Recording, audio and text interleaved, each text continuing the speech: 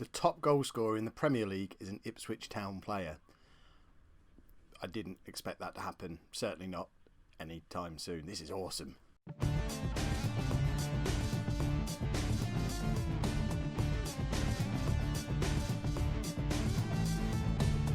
Hello and welcome to Season 10, Episode 3 of Non-League to Legend. I'm Kev, and coming up on today's episode, we've got live comms away to Leicester and at home against Stoke. But before we get into that, let's have a look at how things have been going. And while we're doing that, I just want to thank, hold on, where's my Lannister notebook? I need to check these names. I want to thank Craig Eels for being the first person to support the channel at patreon.com/LollujoFM. Thank you very much. It's much appreciated. It all helps. If you want to know more about that, there's details down in the description below. But the last time you were with me, I think, was it the Liverpool game? Or the Arsenal game? I can't remember. Either way, you were there at the start of the Christian Arendt goal-scoring madness. You saw him score, was it his first league goals for us? No, actually, he scored for us all the way up here. But he finally established himself as our main man back in the last episode. And he just can't stop scoring. In fact, he has scored in every single game I've played since then. So he got 4 in the 5-4 win against Liverpool. He scored in the 3-2 home defeat against Arsenal. He scored again in the 2-2 draw away against Tottenham. And he scored a hat-trick in the 5-2 win at home against Sheffield United. He then scored again when we beat Sheffield Wednesday 3-0 away, and he scored once again in the 3-3 draw at home to West Ham. What that means is, as of right now, he's the top goal scorer in the Premier League on 12 goals. He's got 12 goals in 12 games in his first season in the Premier League. He's still only 23 years old. He's not even played for Germany yet, but he's got 8 goals in 8 games for the under-21s. The guy is ridiculous, and the thing I really don't understand is why we were able to get him for less than £4 million. What were Dortmund thinking? We've got a proper player on our hands here, and suddenly we're looking like a half-decent team. We're up to 11th in the Premier League after 12 games, so over a quarter of the season is gone, and we're a mid-table side. This is all looking good. Obviously, what that means is we'll now have a couple of awful live comms now and come crashing back down to earth, and he probably won't score again this season. But at the moment, it's exciting stuff. So this is the team that we're playing away against Leicester. We have picked up an injury to Goddard, the goalkeeper. So Ivan Stanek comes into the side. He did play in the last game as well, and he conceded 3 goals. But that's fairly standard for us at the moment. We just try and score more goals than the opposition. So the way we're set up to play, so Stanek gets a nod ahead of Danny Sotres, just because he's the future and Sotres isn't. He's very much our third choice keeper now. Back 4 of Leader, Dane, Zabala and Leach. What's this? A little transfer arrange button next to Will Leach. Whatever could that mean? Oh, hang on, we've signed him. He becomes a permanent Ipswich Town player. £12 million. He's coming in on the 1st of January. That's because the board threw even more money at me. And he's not the only player who's going to be coming in January. We're also bringing in this guy. Martin Fritscher can play at right back, defensive midfielder, or in central midfield. He's another young German. Looks like he's going to be a fantastic player, but he's a really good defensive midfielder, and it finally gives me the option to play this diamond that I've been wanting to play for so long, which hopefully will give us that little bit more defensive stability while still allowing us to be awesome going forward. So the plan is, once he arrives, we switch to a diamond. He's coming in for £16 million. And we've also signed this guy, Yusuf Karaman, for £8 million. He's a 23-year-old Turkish central midfield player. Looks awesome. Look at those physical stats. Look at those mental stats. It just looks like a really good midfielder who can come into a midfield with Chris and Texera and Cool, and Christensen's still around as well, and just give us that little bit more strength in depth. So 3 more players coming in January, and what's that? That's another 37 million pounds worth of player coming in on top of the 75 million pounds we spent in the summer. So our total transfer spend this season is pushing 110 million pounds already. I certainly take back anything negative I ever said about the Ipswich Town board. They've done that. They've upgraded the youth and the training facilities. They're building a new stadium. I know the plan has always been to make this a big journeyman career where we're moving around and everything, but at the moment, I certainly don't see myself leaving Ipswich until the ground is built. And if they keep supporting me with this amount of money, we could become a Champions League club in a few years' time. Ridiculous as it might sound. Set up a move to Bayern Munich or Barcelona or somewhere.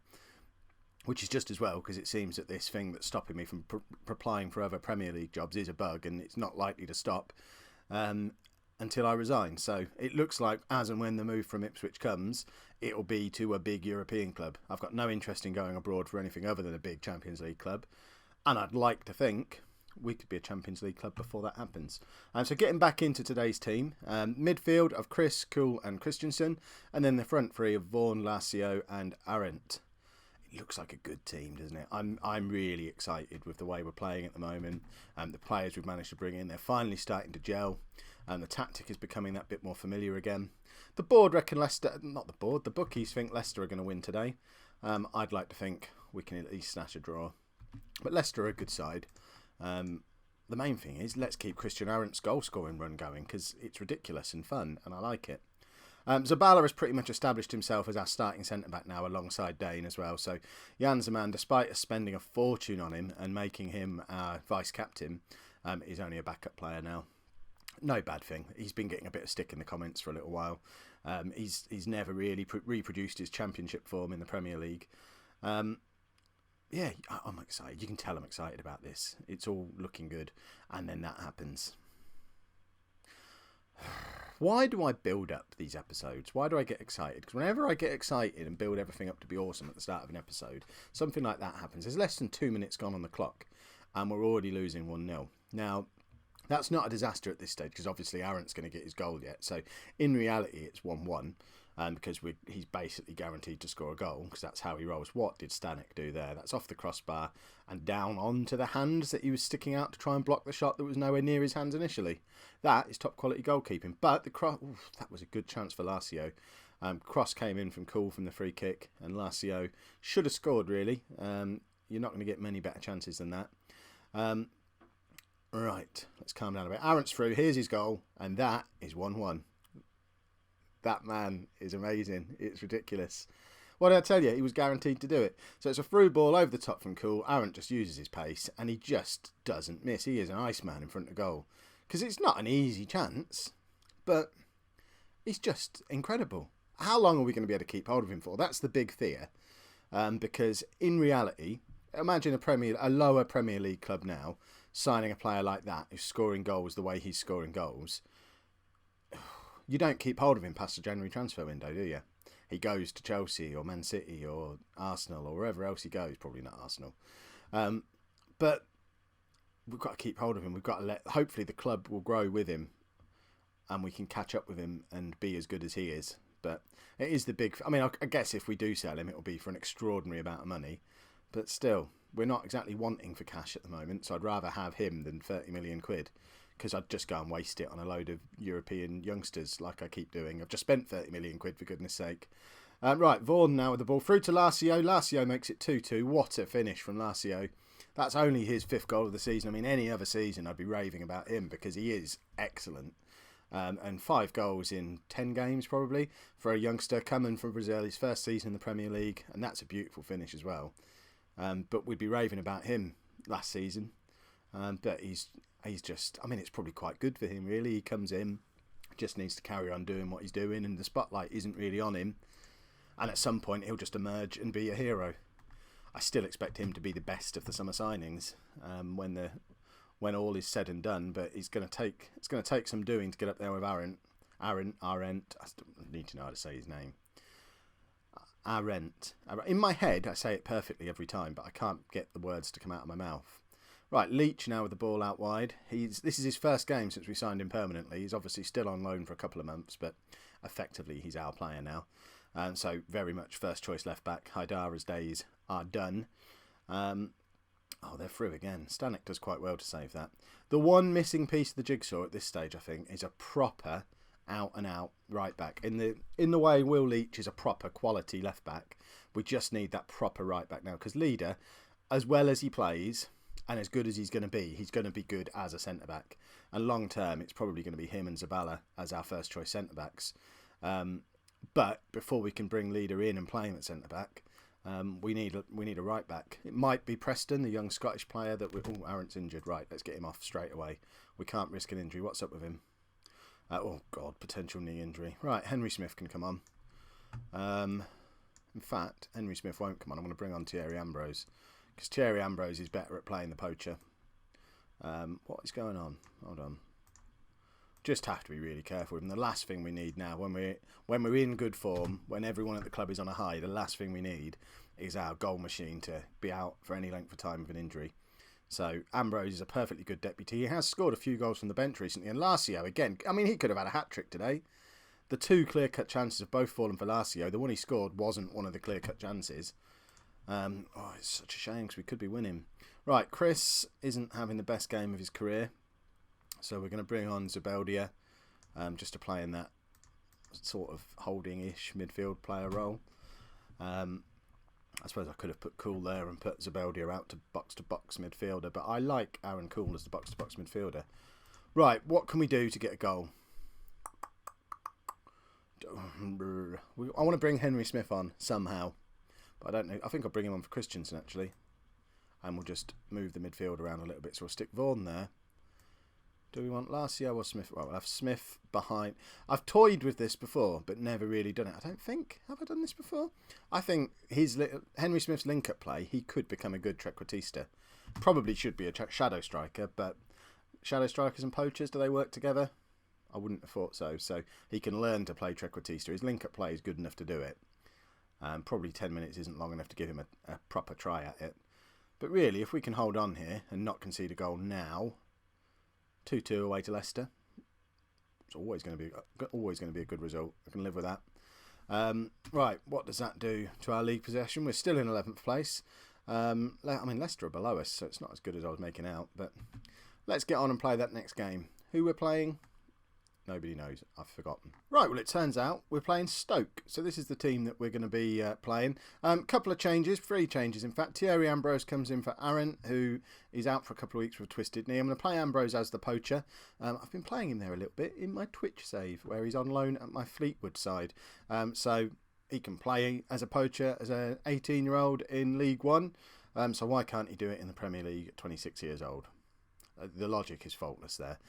Danny Sotras comes in for Ivan Stanek in goal. Stanek, that goal he conceded in the last game, a bit iffy. So we'll give Sotras another go. And João Teixeira is fit again, so he's going to come in for Christensen. Otherwise, the rest of the side unchanged. Slight worry in the media in the week because Pascal Leader has an £11 million minimum fee release clause, and Lyon are preparing to match that clause. So we very quickly offered him a new contract, which puts the release clause up to £22.5 million. He's in theory accepting it, but hasn't actually signed on the dotted line yet, so hopefully we can scare them away. Surely they're not going to pay 22 million quid for a young right back, but we'll have to see. 22 million quid's better than 11 anyway. He wouldn't do anything that didn't have a minimum club release clause, a minimum fee release clause for Champions League clubs though, so can kind of understand that, because within a year or two he should definitely be playing Champions League football. Hopefully it'll be for us. Let's get into this game against Stoke. Yes, Teixeira is not fully fit, but he's better than Christensen. Christensen, as good as he was, he's not really a Premier League player for us anymore, I don't think. Yeah, we'll be fine. We've got Thierry Ambrose. Yeah, here we go. This is what we were saying. Teams are trying to trigger his release clause. Yeah, we're going to keep hold of him. Let's be confident. He's going to sign this new deal and we'll be fine. Right. Let's go and beat Stoke. I want to see a nice convincing win from us. It's a bit of a worry not having Arendt in the side, but Thierry Ambrose is Thierry Ambrose. He must be getting on for, if not beating, 100 league goals for us now. He's been here, how long have I been at Ipswich now? Is this 4 or 5 years? So we had 3 seasons in the Championship, a season in the Prem. So 4.5 years he's been at the club. He must have over 100 league goals for us by now. I'll have a look. At half time, we'll have a look. But we certainly don't need to worry bringing him into the side. And if it doesn't work, we've still got Henry Smith on the bench as well, who's also been linked with a move away in the transfer window. Leicester are apparently preparing a £5 million bid for him, which that's not going to be enough money to bring a young English striker away from us. Yes, he might only be our 4th choice at the moment, but long term, as he gets a bit older, I would expect him to be right up there as a good Premier League striker. We've got a lot of strength in depth up front now. We're 1-0 down again. Which is also why we're trying to ship Kazai Sterling out on loan, but the only teams who want him are League 1 and League 2 sides for a month. We keep accepting the offers, but for some reason this man who was in the England squad 6 months ago doesn't want to go and play for Newport in League 2. which, quite frankly, is a bit selfish on his part, because we could do with him getting a few games under his belt and showing me why I shouldn't be selling him in January or in the summer, because I just don't see how he gets anywhere near this side anymore. But let me know in the comments if I'm wrong. Ambrose with a chance there. Would have been nice to tuck it away. We've already given Stoke 2 clear-cut chances. We're not playing as well as we could be. Stoke are in a relegation battle. Although a win against us forces them back up into mid-table, which shows our position is by no means safe yet, because although we're up mid-table, we're only 5 points above the relegation zone. Lazio's through, and that is a really good save from their goalkeeper. Perhaps Lazio should have done a little bit better. Ball's bobbling around. Nothing coming from it, though. Come on, lads, we don't want to go in 1-0 down at half-time. We're on a lovely, long, unbeaten run. Lazio with a chance to shoot from miles out, though, but doesn't manage to get his shot away. It was a very crowded box off the back of that corner. And Stoke are countering here, and they are through, and Sotres does really well. We need Goddard to get fit again quick, because the goalkeeper position is a bit of a worry again, as it always seems to be in non-league to legend. But I think Ben Goddard is going to be good for a couple of seasons for us. At least until Stanek becomes a Premier League goalkeeper. But then I remember saying things like that about Mika. Why do I keep signing young Czech goalkeepers? Right. Oh, I was supposed to look at Ambrose at half-time, wasn't I? Silly me. We'll have a look after the game. Or when I take him off in a few minutes, because he's not doing anything. So I think Henry Smith is out, running up and down the touchline, doing a few stretches. He's desperate to get back into this side. I mean, he finished the season as our main man. He was first choice striker comfortably towards the end of last season. So he's probably a little bit miffed that he's fallen down to 4th choice. But then look at who's playing ahead of him. The only one he can really have an argument about is probably Thierry Ambrose. And he gets the opportunity to come on for him now. And this is the problem, really, because he doesn't really work with Lazio. What can we do? See, he wants to be a target man.